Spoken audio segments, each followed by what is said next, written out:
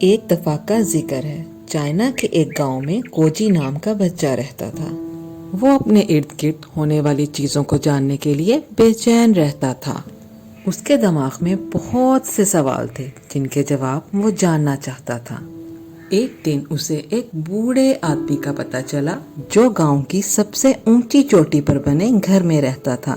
عقل مند بوڑھے سے بہت کچھ سیکھنے کا ارادہ کیے وہ چھوٹا بچہ سیڑھیاں چڑھتے چڑھتے پہاڑ کی چوٹی پہ پہنچ گیا۔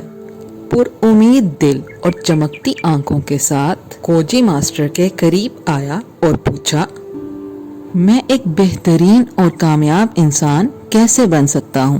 نرم مزاج بوڑھے نے چمکتی آنکھوں کے ساتھ کوجی کی طرف دیکھا اور مسکرایا۔ 10 سال، بوڑھے ماسٹر نے پرسکون انداز میں جواب دیا۔ کوجی کا عزم مزید مضبوط ہو گیا۔ لیکن اگر میں زیادہ محنت کروں تو ماسٹر، پھر میں کتنی جلدی کامیاب ہو سکتا ہوں؟ بوڑھا شخص ایک لمحے کے لیے رکا اور پھر جواب دیا، 20 سال۔ کوجی الجھن کا شکار ہو گیا لیکن ہار نہیں مانی۔ جناب، اگر میں خود کو پوری طرح سے اس کام کے لیے وقف کر دوں تو پھر کتنی دیر لگے گی؟ ماسٹر نے حکمت بھری نگاہوں کے ساتھ جواب دیا، 30 سال۔ کوجی کا دل ڈوبنے لگا اور وہ اپنی پریشانی ظاہر کیے بغیر نہ رہ سکا۔ ماسٹر، میں سمجھ نہیں پایا، جتنا زیادہ میں محنت کرنے کا ارادہ کرتا ہوں اتنی ہی دیر کیوں لگتی ہے؟ ماسٹر نے کوجی کی طرف پرسکون مسکراہٹ کے ساتھ دیکھا اور کہا، جب تمہاری ایک آنکھ منزل پر جمی ہوتی ہے تو تمہاری ایک ہی آنکھ راستے پر ہوتی ہے، عقل مند بوڑھے نے نرمی سے سمجھایا۔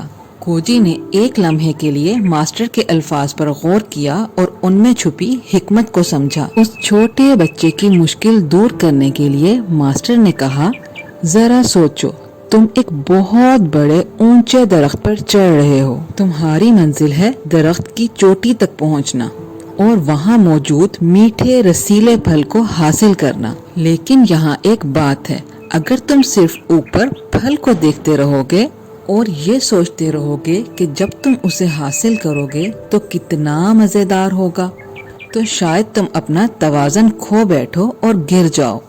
اس کی بجائے ہر اس قدم پر توجہ دو جو تم درخت پر چڑھتے ہوئے اٹھا رہے ہو۔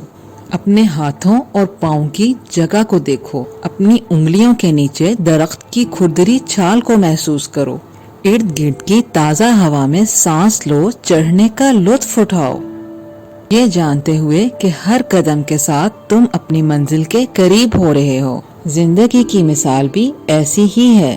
اگر تمہاری توجہ کا مرکز صرف انعام ہوگا تو شاید تم سفر کا مزہ کھو بیٹھو۔ چاہے تم کچھ بھی نیا سیکھ رہے ہو، کوئی ہنر سیکھ رہے ہو یا کسی بھی مقصد کی طرف بڑھ رہے ہو، یاد رکھو کہ راستے میں کی جانے والی محنت پر توجہ دو، عمل کا لطف اٹھاؤ، اس سے سیکھو اور ہر قدم آگے بڑھنے کا جشن مناؤ، کیونکہ کبھی کبھار حقیقی انعام خود محنت میں پوشیدہ ہوتا ہے۔